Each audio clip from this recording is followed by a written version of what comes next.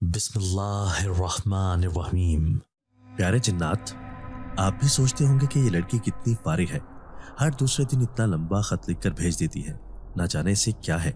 लेकिन मैं क्या करूं, जब जब मेरे साथ इस तरह का कुछ भी वाकया होगा तो मैं खत लिखकर आपको तफसील बताऊंगी ना। वो मुझे मालूम नहीं कि मेरे खत आप तक पहुंचते हैं कि नहीं, लेकिन मुझे भी खत लिखने हैं। मुझे तसल्ली सी हो जाती है। ऐसे लगता है जैसे आप मेरी बात सुन रहे हो। अभी भी मुझे ऐसा महसूस हो रहा है जैसे आप मेरे सामने बैठे हो और गौर से मेरी बातें सुन रहे हैं। आपको पता है ना आज स्कूल में क्या हुआ? लेकिन आपको कैसे पता होगा? मैं बताऊंगी तो पता चलेगा। मैं बताती हूँ आपको। आज भी मैं स्कूल में लेट हो गई थी। रास्ते में एक जगह सिग्नल बंद था और फिर रास्ते में ट्रैफिक इतना था कि स्कूल पहुंचते पहुंचते मैं लेट हो चुकी थी। आपको तो पता ही है कि मुझे स्कूल किसी ने नहीं छोड़कर आना था। मैं स्कूल खुद जाती हूँ। आज भी ऐसा हुआ। मैं स्कूल जा रही थी कि रास्ते में मुझे दो बच्चे नजर आए। वो दोनों छोटे छोटे से बच्चे भूख से बेहाल थे। मैले कुचैले कपड़े पहने हुए थे और सड़क के किनारे बैठे हुए थे। उन्हें देखकर मैं बहुत परेशान हुई। अम्मा ने मुझे टिफिन बनाकर साथ दिया था। मैंने वो टिफिन निकाल कर उन्हें दे दिया। उन्होंने बड़ी शुक्रगुजार नजर से मुझे देखा और जल्दी जल्दी खाने लगे। मुझे पता था कि उनकी भूख इससे कम नहीं होगी, लेकिन एक बात का था कि वो कुछ ना कुछ तो खा लेंगे। जैसे ही उन्होंने खाना खत्म किया तो खाली टिफिन मेरी तरफ बढ़ा दिया। मैं अपने स्कूल की तरफ चल दी। प्यारे जन्नात, ये दुनिया में इतनी गुर्बत क्यों है कि छोटे बच्चों के खाने के लिए कुछ नहीं है। मैंने खत खत्म करके उसे तह लगाई और बैग में रख दिया। ये खत मैं जन्नात के लिए रखती थी। मेरे दिल में जब कुछ आता मैं उन्हें बता देती थी। मेरी उम्र अभी सिर्फ 10 साल थी और मैं एक स्कूल में पढ़ती थी। मेरे अब्बा नहीं थे। अब्बा फौज में थे। वहीं पर मुखालिफिन की गोली लगने से वो शहीद हो गए थे, लेकिन उनकी लाश नहीं मिल सकी थी। फौज ने बहुत ढूंढा, लेकिन मेरे अब्बा की लाश न मिल सकी। इसलिए अम्मा को अभी तक उनकी मौत का यकीन नहीं आता था। मेरा एक ही छोटा भाई था। वो 6 साल का था। दोनों बहन भाई अम्मा की आंखों का तारा थे। अम्मा का एक मिनट हमारे बगैर गुजारा नहीं था। मैं बचपन से ही परियों की कहानी सुनती थी। जिन्नात और परियों की कहानियां मुझे बहुत अच्छी लगती थी। ना जाने फिर क्या हुआ कि जब भी अम्मा को कहानी सुनाने का कहती तो वो मुझे कहानी नहीं सुनाती। और फिर यूं ही एक दिन बैठे बैठे मेरे दिल में ख्याल आया और मैंने जिन्नात को खत लिख दिया और अम्मा के रवैये की शिकायत कर दी। खत लिखकर मैंने बैग में रख दिया। मेरा ख्याल था कि मैं उसे अगले दिन रास्ते में आने वाले पोस्ट ऑफिस में पोस्ट कर दूंगी, लेकिन मुझे याद भूल गया और उसके बाद वो खत मुझे मिला ही नहीं। अब मेरी आदत पक्की हो गई थी। मुझे जब भी जन्नात से कुछ कहना होता मैं उन्हें खत लिख देती और वो बदल कर बैग में रख देती। जन्नात खुद ही वो खत ले जाते, क्योंकि अगले दिन वो मौजूद ही ना होते। आज भी बच्चों को देखकर मुझे बहुत दुख हुआ था। इसलिए मैंने जन्नात को खत लिखकर सारी सूरत हाल बताई थी कि शायद वो उन लोगों की कुछ मदद कर सके। और अब मैं काफ़ी मुतमईन हो गई थी। अब्बू का शहीद होना, जो कि अम्मी के लिए एक बहुत बड़ा सदमा था, इसलिए अम्मी इस सदमे में से बाहर नहीं निकल सकी। अब्बू अम्मी की पसंद की शादी थी। वो दोनों एक ही घर में पले बड़े थे। दोनों के दिल में बचपन ही से एक दूसरे के लिए मोहब्बत मौजूद थी। उन्होंने अपनी पसंद से घर वालों को आगाह कर दिया, लेकिन ना जाने क्या बात थी कि उन दोनों के रिश्ते के मामले में घर वाले माने ही नहीं दे रहे थे। ना तो मेरी अम्मी के माँ बाप माने और ना ही मेरे अब्बू के माँ बाप ने इनकरार किया।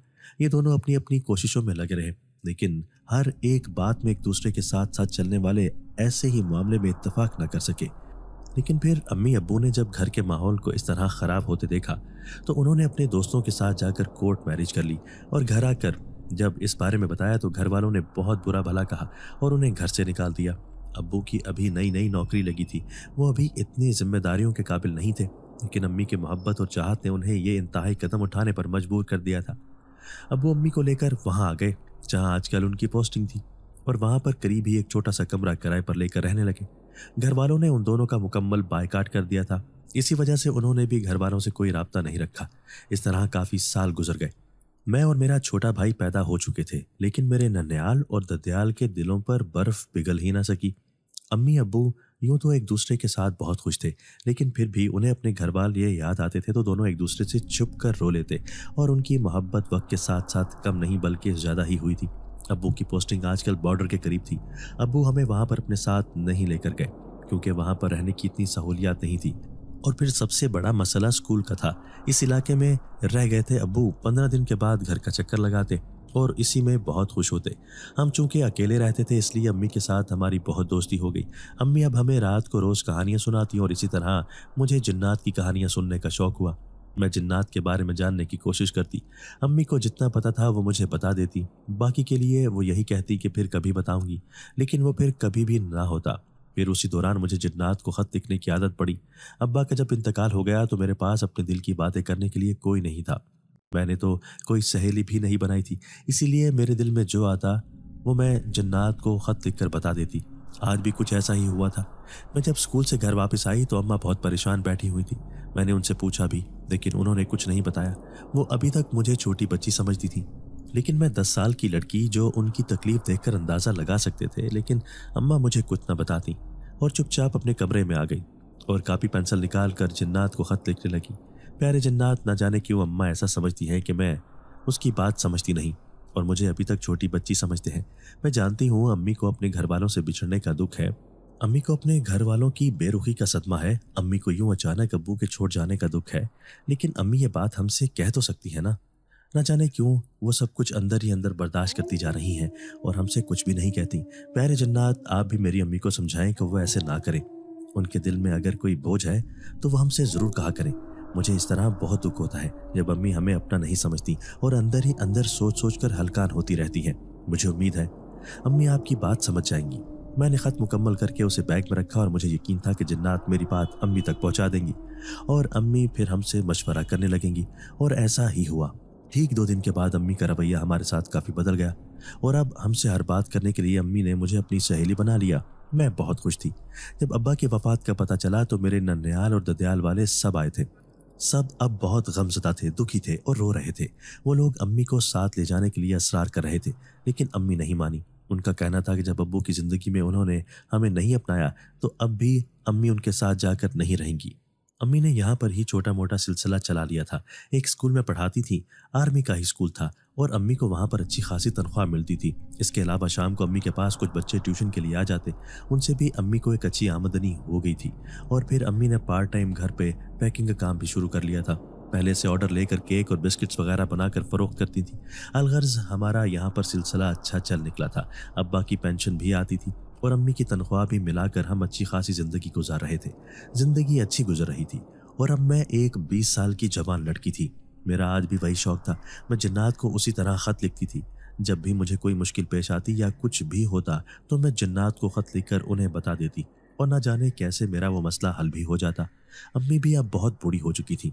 वक्त से पहले ही अम्मी की उम्र ढल चुकी थी और वो बहुत सारी बीमारियों का शिकार रहने लगी थी। मुझे अम्मी की तरफ से बहुत फिक्र थी। यूं तो मैं अभी तालीम ही हासिल कर रही थी, लेकिन फिर भी मैं शाम के वक्त बच्चों को ट्यूशन पढ़ाने लगी थी।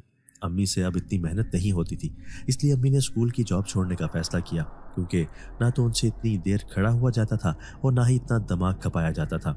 गो कि अम्मी की जॉब छोड़ने से हमें माली तौर पर बहुत मुश्किलात का सामना हुआ। घर में बहुत बुरे हालात हो गए थे, क्योंकि अम्मी की बीमारी का खर्चा भी चल रहा था। अम्मी का इलाज काफ़ी महंगा था, इस वजह से हमारे ऊपर बहुत मुश्किल पेश आ रही थी। मैंने आज दिल बर्दाश्त होकर फिर जिन्नात को ख़त लिखा। प्यारे जिन्नात, आप किधर हैं? आपको पता भी है कि हमारे घर में अम्मी कितनी बीमार हैं और हमारे हालात ख़राब होते जा रहे हैं। ना जाने क्या वजह है, अम्मी की बीमारी के साथ साथ सब कुछ ख़त्म हो रहा है। मैं इस सब से बहुत परेशान हूँ। मैंने अब ट्यूशन तो पढ़ाना शुरू कर दी है, लेकिन इसके साथ गुजारा आसान नहीं। छोटे भाई की तालीम के अखराजात, अम्मी की बीमारी के अखराजात और फिर घरेलू ज़रूरियात, सब कुछ मुंह खोले खड़ी हैं और मुझे समझ नहीं आ रही कि मैं किस तरह से इस सारी सूरत हाल को हैंडल करूं। मैं सोच सोच कर परेशान हो रही हूं और मेरा सर दुख रहा है। मुझे इस वक्त नींद भी बहुत आ रही है। मैं आपको दोबारा ख़त लिखूंगी। मैंने ख़त उसी तरह छोड़ दिया और सोने के लिए लेट गई। उस वक्त न जाने क्यों इतनी शदीद नींद आ रही थी कि मुझसे बैठा भी नहीं जा रहा था। मैं अपने बिस्तर पर आ गई। फिर मुझे महसूस हुआ जैसे बाहर दरवाजे पर दस्तक हुई है। मैं घबरा गई। उस वक्त रात के 12 बज रहे थे और ना जाने दरवाजे पर कौन था। अम्मी का तो इतना मेल जोल भी नहीं था और ना ही मैंने कोई ख़ास सहेली बनाई थी। फिर इस पहर कौन आ सकता है? मैं ये सोचती हुई दरवाजे तक चली गई, क्योंकि मुझे इस बात की परेशानी थी कि दस्तक की आवाज़ सुनकर कहीं अम्मी ना उठ जाए। और दरवाजे पर आकर आदतन मैंने पूछा कौन है, तो दरवाजे पर आवाज़ आई मुसाफिर हूँ, रास्ता भूल गया हूँ। मैं थोड़ा घबरा गई और कहा कि मैं आपकी क्या मदद कर सकती हूँ। तो वो कहने लगा, मुझे रात को ठहरने के लिए जगह की ज़रूरत है। अगर आप एक कमरा दे दें तो मैं उसकी कीमत अदा करूँगा। उस नौजवान की बात सुनकर मैं ज़रा तज़ब्ज़ुब में थी, इसलिए अभी यही सोच रही थी कि दरवाज़ा खोलूँ या नहीं, कि इतने में अम्मी भी चली आईं। उन्होंने मुझसे मामला पूछा तो मैंने कहा कि कोई अजनबी मुसाफिर रात गुजारने के लिए जगह मांगता है। अम्मी ने कहा ठीक है, उसे बाहर वाला मुसाफिर खाना खोल दो। यहाँ पर एक मामूल था, अक्सर लोग यहाँ पर सैर के लिए आते थे, रात गुजारने के लिए दरवाज़ा खटखटा कर पूछ लेते थे। इसलिए अम्मी ने भी ज़्यादा तरद्दुद नहीं किया और मेहमान को बाहर जगह दे दी। अम्मी के कहने के मुताबिक मैंने उसे चाय बनाकर भेज दी और फिर अपने कमरे में आ गई। वो मेहमान खुशशक्ल नौजवान था और पढ़ा लिखा था और किसी अच्छे घर का लगता था। मैंने एक नज़र ही उसे देखा था। उसका रोशन चेहरा किसी अच्छे ख़ानदान से मालूम होता था। और फिर मैं अपने कमरे में आई। सुबह नमाज के बाद जैसे ही उठकर मैं बाहर आई तो उस नौजवान के कमरे से भी रोशनी बाहर आ रही थी। वो शायद जाग रहा था। मैं थोड़ा आगे हुई तो देखा कि वो सामने ही जाए नमाज बिछाकर नमाज पढ़ रहा था। मैंने पहली बार किसी मर्द को इस तरह नमाज अदा करते देखा था और मैं उसे हैरत से देखे जा रही थी। वो नमाज अदा करता हुआ बहुत खूबसूरत और प्यारा लग रहा था। मैं काफ़ी देर उधर खड़ी रही। उसने नमाज ख़त्म की और फिर एकदम मेरी तरफ देखा और मुस्कुरा दिया। मैं अपने आप में शर्मिंदा होकर अंदर किचन में चली गई। मेरा इरादा उस वक्त नाश्ता बनाने का था क्योंकि मुझे भूख लगी हुई थी और मेहमान भी घर पर मौजूद था। इस वजह से मैं जल्दी जल्दी पराठा और अंडे बनाने लगी। मेहमान को नाश्ता दिया और फिर मैं अपना नाश्ता लेकर कमरे में चली आई। अम्मी थोड़ा लेट ही उठती थी, इसलिए उन्हें नाश्ता देर से चाहिए होता था। इसलिए मुझे अम्मी की तरफ से ज़रा बेफिक्री थी। मैं तकरीबन 1 घंटे बाद जब अपने कमरे से बाहर निकली तो देखा मेहमान वाला कमरा खाली था। वहाँ पर उस वक्त कोई भी नहीं था। मैं बहुत हैरान हुई कि आखिर वो कहाँ गया। मैंने कमरे में देखा तो मुझे सामने खत पड़ा हुआ नजर आया। मैंने उसे देखा तो उसमें लिखा हुआ था, मैं तुम्हारे सारे खत पढ़ता रहा हूँ अच्छी लड़की, मैं तुम्हारे लिए यहाँ पर आया हूँ। मुझे पता है तुम्हारी ज़िंदगी में इस वक्त बहुत मुश्किलात चल रही हैं, मैं इसीलिए यहाँ पर आया हूँ। मैंने हैरत से उस खत को पढ़ा, लेकिन मुझे समझ नहीं आई कि आखिर मेरे खतूत का ताल्लुक इस अजनबी मेहमान से कैसे हो सकता है। यही सोचते हुए मैंने बेख्याली में बेड के तकिया को उठाया तो देखा नीचे काफ़ी सारे पैसे पड़े हुए थे। मैं हैरान हुई और उन नोटों को उठाकर देखा। वो अच्छे खासे नोट थे। मुझे हैरत हुई कि मेहमान ने एक रात गुजारने के लिए इतने सारे नोट दे दिए। मैंने वो उठाए और कमरे की चीज़ें बराबर करती बाहर आ गई। तब तक अम्मी भी उठ चुकी थी। मैंने अम्मी को मेहमान के जाने के बारे में बताया और साथ ही उन पैसों का भी जिक्र किया, लेकिन ख़त का जिक्र मैं गोल कर गई क्योंकि मुझे खुद उसकी समझ नहीं आई थी और मैं अम्मी को ये भी परेशान नहीं करना चाहती थी कि अम्मी ने जो इतने सारे पैसे देखे तो वो खुद भी बहुत हैरान हुई और कहने लगी, ना जाने वो इतनी रकम क्यों दे गया है, जबकि हमने तो उसको कोई ख़ास तवाज़ो भी नहीं की। ताहम अम्मी ने वो रकम रख ली और मुझे नाश्ते के लिए कहा। मैं अपने आप में उलझी अम्मी का नाश्ता बना कर ले आई। सारा दिन बार बार उस अजनबी मेहमान का ख्याल आता रहा और ध्यान उस खत की तरफ जाता रहा। न जाने उसका इस खत में क्या मतलब था, वो मुझे क्या कहना चाहता था और फिर मेरे खत उस तक कैसे पहुंच जाते थे, जबकि मैं तो वो खत जन्नात को लिखती थी। मैं अपने आप में बहुत उलझ गई थी और सोच में मुब्तला थी। अपनी सोचों को मैंने दोबारा कागज़ पर उतारने का सोचा और जन्नात को खत लिखने बैठ गई। प्यारे जन्नात, मैं तो हमेशा आपको खत लिखती हूँ, न जाने आप उन्हें पढ़ते भी हैं या नहीं पढ़ते, लेकिन आज एक अजीब बात सुनने में आई तो सोचा आपको भी इस बारे में बता दूं। आज मेहमान आया था। वो मुकम्मल अजनबी था, मुसाफिर था। हमने उसे घर में रात ठहरने की इजाज़त दे दी और उसने सुबह जाते हुए एक अच्छी खासी रकम हमें दे दी, लेकिन साथ ही साथ वो एक ख़त भी रख गया था जिसमें उसका कहना था कि वो मेरे सारे खतूत पढ़ता है। लेकिन मेरा सवाल यह है कि आखिर उस तक मेरे खतूत कैसे पहुँचते हैं, जबकि वो खतूत तो मैं आपके लिए लिखती, फिर वो इस तक कैसे पहुँचता है। मुझे ये बात समझ नहीं आई, इसीलिए मैं बहुत उलझ गई। अम्मी की तबीयत भी ठीक नहीं थी, आपको पता तो है।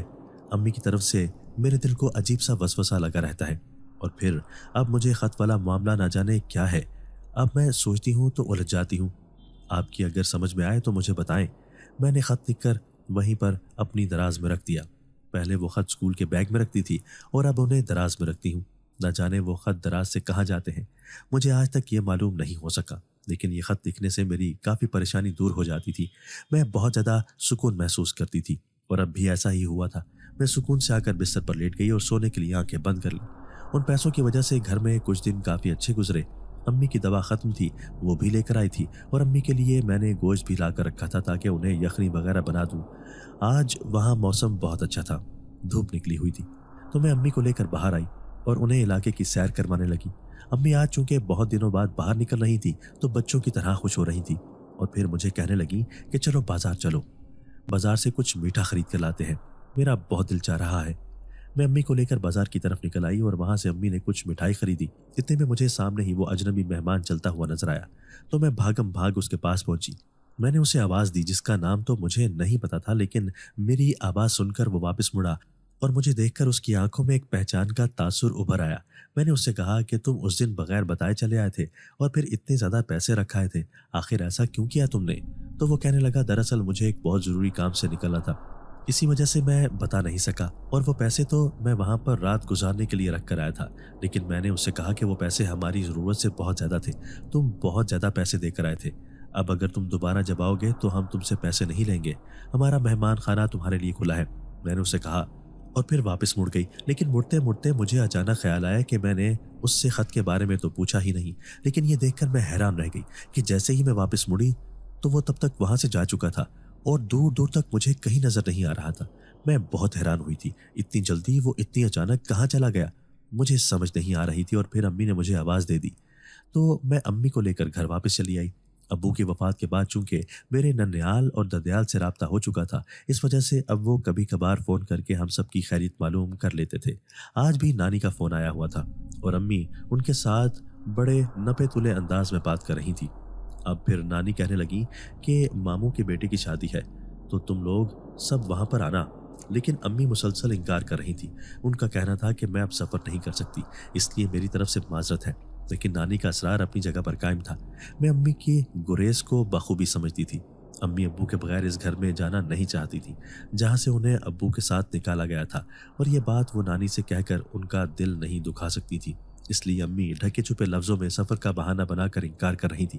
ताहम नानी ने गुस्से में फ़ोन बंद कर दिया और कहा, अगर तुम शादी पर नहीं आई तो मेरा मरा हुआ मुंह देखोगी। अम्मी सख्त परेशान थी, वो बहुत उलझ गई थी और यही बार बार कह रही थी कि अब मैं क्या करूं। लेकिन मैंने अम्मी से कहा कि अम्मी हमारे तो कोई रिश्तेदार नहीं है, तो हम शादी पर चलते हैं ना। मेरा बहुत दिल चाहता है कि मैं भी किसी शादी में जाऊं। मैंने आज तक जिंदगी में आज तक कोई शादी नहीं देखी, और अब आप इतनी करीबी शादी के लिए मना कर रही हैं। अम्मी ने जो मेरे चेहरे पर शौक देखा तो चुप कर गई। उन्हें इनकार की वजह समझ नहीं आ रही थी कि वो किस तरह मुझे बहला सके। ताहम मैंने अम्मी को मना लिया और फिर मैंने शादी पर जाने की तैयारी शुरू कर दी। हम शादी से एक दिन पहले वहां पर चले आए थे। अम्मी यहाँ पर आकर बहुत परेशान थी और बार बार अब्बू को याद करके रोती रहती थी। वहां पर मौजूद सब लोग भी अब्बू को याद करके गाहे बगाहे रो रहे थे। हमें देखकर उन्हें अब्बू की ज्यादा याद सता रही थी। यहाँ पर सारे रिश्तेदार ही मौजूद थे। शादी के मौका पर सबसे मुलाकात हुई। मैं और छोटा भाई दोनों बहुत खुश थे और फिर आज मेहंदी का फंक्शन था। अम्मी ने मुझे शादी के लिए सारे लिबास नए बनवा कर दिए थे और उन कपड़ों को बनवाने के लिए वो मेहमान के पैसे काम आए जो इतने ढेर सारे तकिए के नीचे रख कर गया था। मैं मेहंदी की मुनासबत से लहंगा पहनकर बिल्कुल तैयार थी।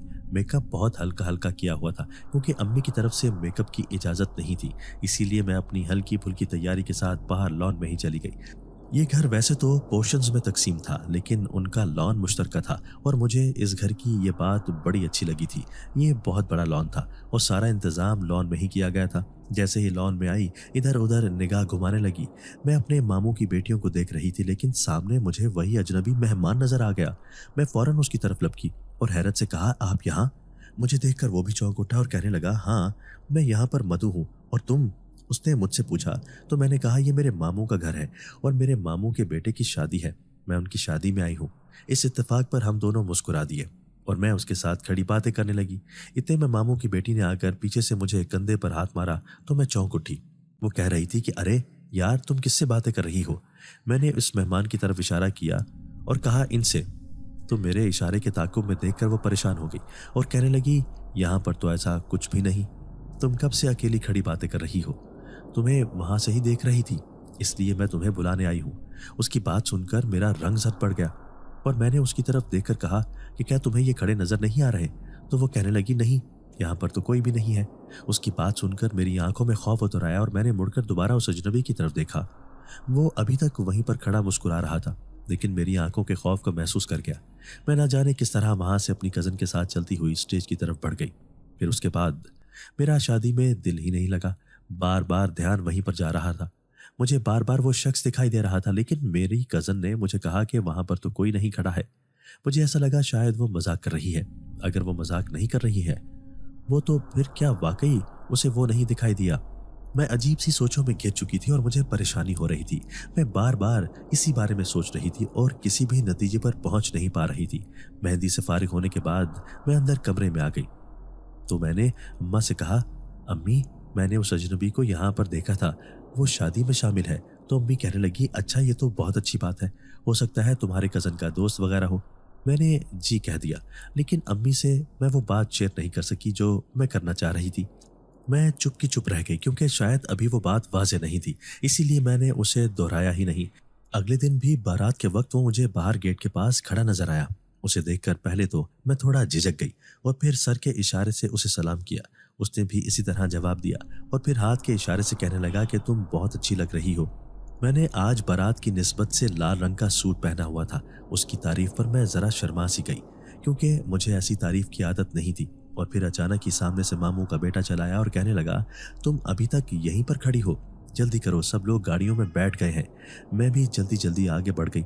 बारात के दौरान वो मुझे कहीं नजर नहीं आया, लेकिन ध्यान बार बार उसी तरफ जा रहा था। न जाने उस शख्स में ऐसा क्या जादू था कि दिल उसकी तरफ खिंचा चला जाता था। लेकिन मैं अपनी इस कैफियत को समझ नहीं पा रही थी।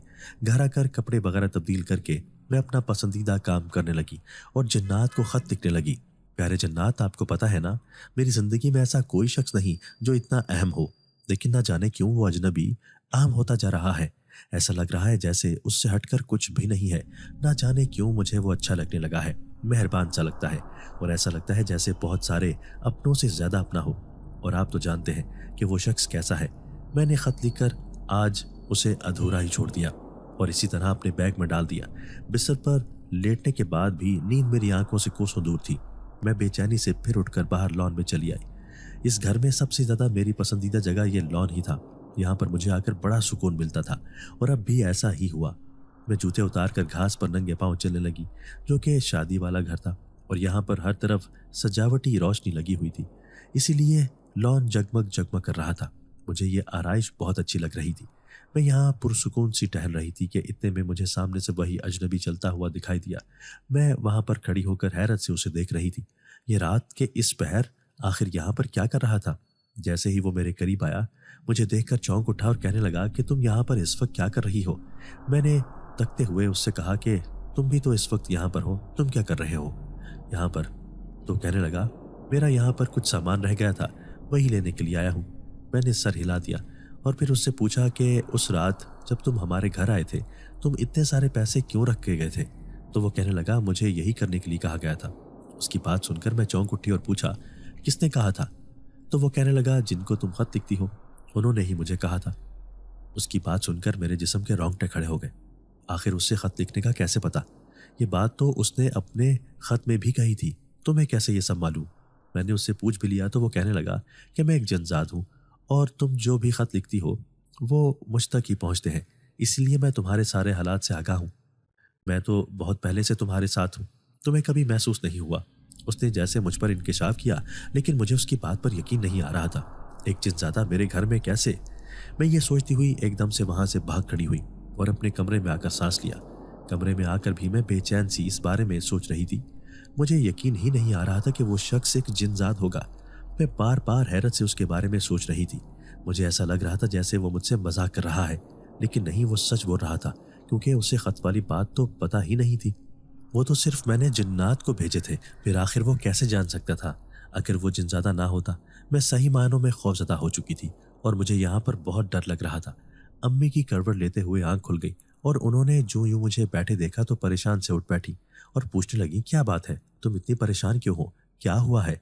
मैं अम्मी से झूठ न बोल सकी और उन्हें उस आदमी के बारे में सब कुछ बता दिया। मेरी बात सुनकर अम्मी चुप रही और मुझे ये बात बहुत अजीब लगी कि आखिर अम्मी ने कोई रद्द अमल ही जाहिर नहीं किया।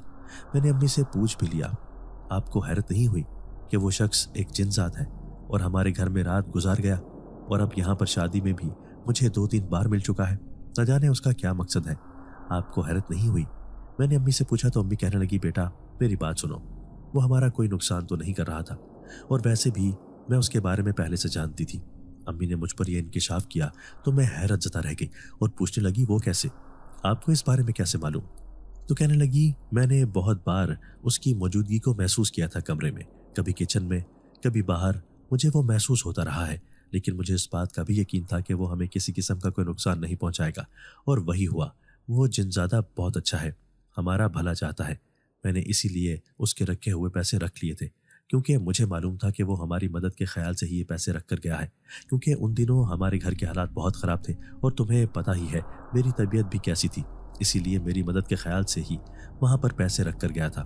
امی نے تو جیسے ہی مجھ پر انکشاف کیا، میں نے حیرت کے جھٹکے سے سنبھلتے ہوئے امی سے پوچھا کہ پھر آپ کو کیسے پتا اس کے بارے میں؟ تو امی کہنے لگی، تمہارے ابو کے گزرنے کے بعد وہ اکثر گھر پر چلتا پھرتا ہوا دکھائی دیتا تھا۔ مجھے معلوم نہیں تھا کہ وہ کون تھا۔ ایک دن میں اسی طرح رو رہی تھی کہ وہ میرے پاس آیا اور مجھے تسلی دینے لگا۔ اس کا کہنا تھا کہ وہ یہاں پر موجود ہے اور جب بھی مجھے کوئی مشکل پیش آئے گی میں اس سے مدد کے لیے پکار سکتی ہوں۔ گو کہ مجھے اس سے خوف آتا تھا اور میں اس سے مدد بھی نہیں لینا چاہتی تھی، لیکن پھر بھی ایک بار جب تمہارے چھوٹے بھائی کی طبیعت بہت خراب تھی اور تم سو رہی تھی تو میں اس کی مدد سے تمہارے بھائی کو ہسپتال لے کر گئی تھی، اور وہاں پر اسی کی وجہ سے ڈاکٹروں نے بہت جلد اس کا علاج کیا تھا۔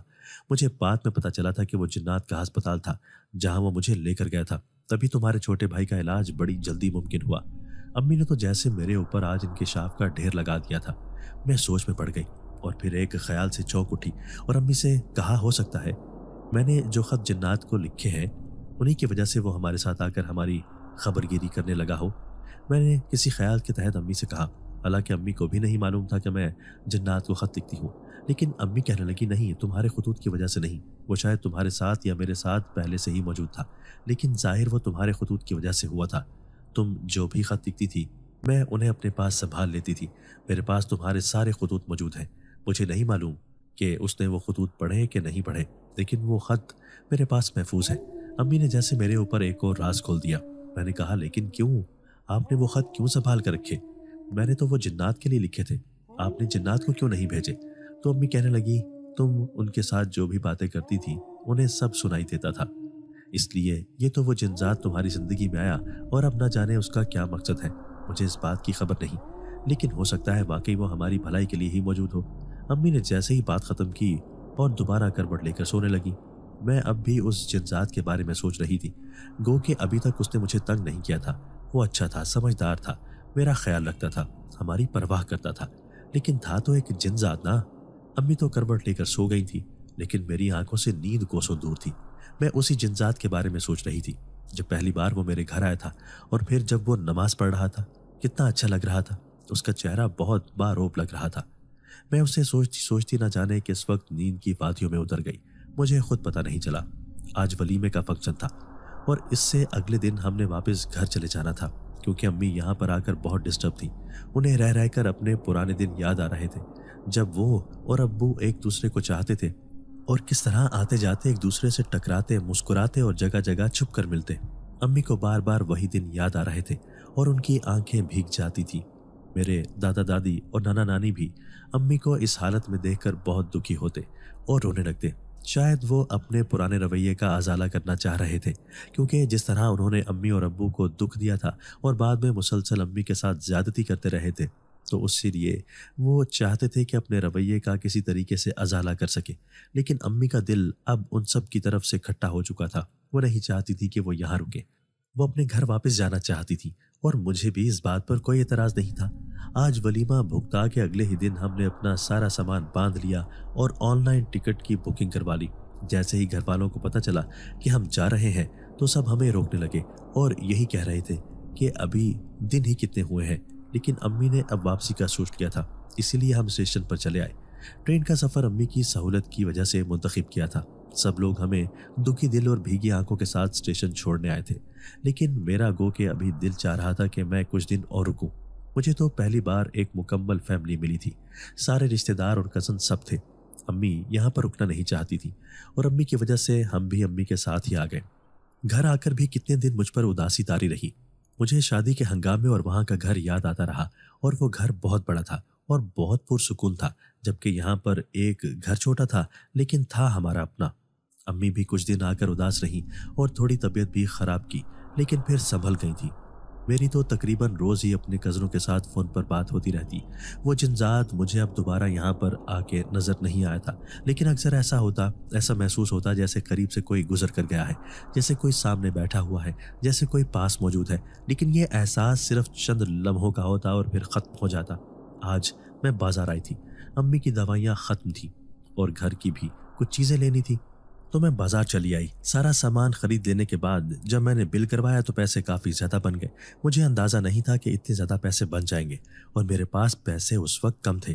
میں کاؤنٹر پر پریشان سی کھڑی تھی کہ کون سی چیز لوں اور کون سی چھوڑ دوں، کیونکہ سبھی ضرورت کی چیزیں تھیں اور اس وقت یہ سب گھر پر ختم تھی کہ اتنے میں میرے پاس کوئی آ کھڑا ہوا اور اس نے میرے ہاتھ پر کچھ نوٹ رکھ دیے۔ میں نے چونک کر دیکھا تو وہی جنزاد کھڑا تھا اور مسکرا کے مجھے ہی دیکھ رہا تھا۔ میں نے اپنے ہاتھ کی ہتھیلی پر رکھے ہوئے نوٹوں کو دیکھا اور پھر جلدی سے بل ادا کر دیا۔ میں سامان اٹھا کر اسٹور سے باہر نکل آئی۔ وہ جنزاد میرے ساتھ ساتھ تھا۔ میں نے اس سے پوچھا، تمہیں کیسے معلوم ہوا کہ میں کسی مشکل میں ہوں اور مجھے تمہاری مدد کی ضرورت ہے؟ تو وہ کہنے لگا کہ میں نے تمہیں پہلے ہی کہا ہے، میں تمہارے ساتھ ہی ہوں اور اب سے نہیں، بہت عرصے سے ہوں، اس لیے تمہارے ساتھ ہی رہوں گا، تم فکر مت کرو۔ آج یہ بات اس نے دوسری دفعہ کی تھی، اس لیے میں نے اس سے پھر پوچھا کہ تم کب سے ہمارے ساتھ ہو؟ آخر مجھے پہلے کیوں نہیں پتا چلا؟ تو وہ کہنے لگا کہ یہ بات تمہارے ماں باپ کی شادی سے پہلے کی ہے، جب تمہاری ماں کماری تھی۔ اس وقت تمہارے نانا کے گھر پر میں بھی رہتا تھا۔ میرا کمرہ اوپر اسٹور روم میں تھا جو بند تھا اور کئی سالوں سے وہاں پر کوئی بھی نہیں آیا تھا، اسی لیے میں نے اس اسٹور کے کمرے کو اپنی رہائش بنا لیا۔ مجھے تمہاری ماں اچھی لگتی تھی، میں اس کے ساتھ ساتھ ہی رہا اور پھر اس کی شادی کے بعد اس کے ساتھ ہی وہاں سے چلا گیا اور اب اس کے بعد تمہارے ساتھ ہوں اور تمہارے ساتھ ہی رہوں گا۔ اس کی بات سن کر میرے جسم میں ایک جھرجھری سی اٹھی۔ آخر وہ اتنے سالوں سے ہمارے ساتھ تھا، کہیں ہمیں کوئی نقصان نہ پہنچتا رہا ہو جس کا ہمیں اندازہ بھی نہ ہو۔ لیکن وہ کہنے لگا، تمہیں میرے بارے میں فکر مند ہونے کی ضرورت نہیں، میں ہمیشہ تمہارے آس پاس ہی رہوں گا، تمہیں جب بھی میری ضرورت پڑے گی میں آؤں گا۔ میں مطمئن سے واپس گھر چلی آئی اور امی کو آج والے واقعے کے بارے میں سب کچھ بتایا۔ میری بات سن کر پہلے تو وہ پریشان ہوئی اور پھر جب میں نے انہیں جن ذات کی مدد کے بارے میں بتایا تو وہ بے اختیار اسے دعائیں دینے لگی۔ وقت کا کام گزرنا ہے، سو اسی طرح گزرتا گیا اور جن ذات اکثر و بیشتر ہماری مدد کے لیے آ جاتا، اس نے ثابت کر دیا تھا کہ وہ ہمارا سچا خیر خواہ ہے۔ وہ بغیر پکارے چلا آتا اور جتنی ہو سکتا ہماری مدد کرتا۔ امی اب آج کل میرے لیے رشتہ ڈھونڈ رہی تھی کیونکہ ان کا خیال تھا کہ اب میری شادی ہو جانی چاہیے، ورنہ اب بہت دیر ہو جاتی۔ کہ انہی دنوں میں نانی کا فون آ گیا۔ نانی نے ماموں کے چھوٹے بیٹے کے لیے میرا رشتہ مانگ لیا۔ میں حیران تھی، میں نے تو کبھی سفیان کو اس نظر سے دیکھا ہی نہیں تھا۔ سفیان اچھا تھا، اچھی نوکری کرتا تھا، پڑھا لکھا تھا، دیکھنے میں بھی خوبصورت تھا۔ اب نہ جانے یہ رشتہ سفیان کی مرضی سے ہو رہا تھا یا ماموں اور مامی کی خواہش سے۔ بہرحال امی نے بنا سوچے سمجھے فوراً ہاں کہہ لی، کیونکہ ان کا خیال تھا کہ اس طرح امی کی بھی اپنے بہن بھائیوں کے ساتھ رشتہ داری باقی رہے گی، اور دوسرا امی مجھے غیروں کے ہاتھ سونپنے سے ڈرتی تھی، نہ جانے کیسے لوگ نکلے، کیا رویہ ہو۔ اسی لیے امی نے ماموں کے خاندان کو بیٹی دینا ہی مناسب سمجھا۔ رشتہ پکا ہوتے ہی وہاں سے شادی کے لیے اصرار ہونے لگا تو امی نے 2 ماہ بعد شادی کی تاریخ بھی پکی کر دی۔ اب تو مجھے صحیح معنوں میں سر کھجانے کی فرصت نہیں تھی۔ گھر میں اتنے کام تھے کہ روز ختم کرتے کرتے بھی شادی کا دن آن پہنچا اور میں دلہن بنی تیار بیٹھی تھی۔ بارات پہنچنے ہی والی تھی کہ اتنے میں میرے کمرے میں وہ جنزاد بھی چلا آیا۔ میں نے دیکھا تو یہ وہی جنزاد تھا۔ میں نے مسکرا کر اسے دیکھا تو وہ کہنے لگا، میں تمہیں مبارکباد دینے آیا ہوں، تم اب اپنی زندگی میں آگے بڑھ چکی ہو، تمہارے گھر کے حالات بھی بہتر ہیں، تمہارا بھائی بھی اب نوکری پر جانے لگ جائے گا۔ میں یہ کہنے آیا تھا تم اپنا خیال رکھنا، ہو سکتا ہے اب ہماری ملاقات نہ ہو۔ میں اس سے پوچھنا چاہتی تھی کہ وہ کیوں مجھ سے ملنے نہیں آئے گا۔ وہ مجھے کھڑا دیکھتا رہا اور اچانک ہی میرے دل پر ایک انکشاف ہوا کہ شاید وہ جنزاد مجھ سے محبت کرتا ہے، اور اب چونکہ میری شادی سفیان کے ساتھ ہو رہی ہے اسی لیے وہ جا رہا ہے۔ میں نے بھی اسے دکھی دل کے ساتھ رخصت کیا اور اتنے میں بارات آنے کا شور بلند ہو گیا اور اب میں اپنی ایک نئی زندگی کی شروعات کے لیے بالکل تیار تھی۔ دوستو، اگر آپ کو آج کی ہماری یہ ویڈیو پسند آئی ہے تو اسے لائک کیجئے اور اسے اپنے پیاروں کے ساتھ شیئر ضرور کیجئے گا۔ اور ہاں، اگر آپ نے ابھی تک ہمارا چینل سبسکرائب نہیں کیا تو ہمارا چینل سبسکرائب کر دیجئے اور بیل آئیکن بھی پریس کر دیجئے تاکہ ہماری ہر نئی آنے والی ویڈیو آپ کو بر وقت مل سکے۔ اللہ حافظ۔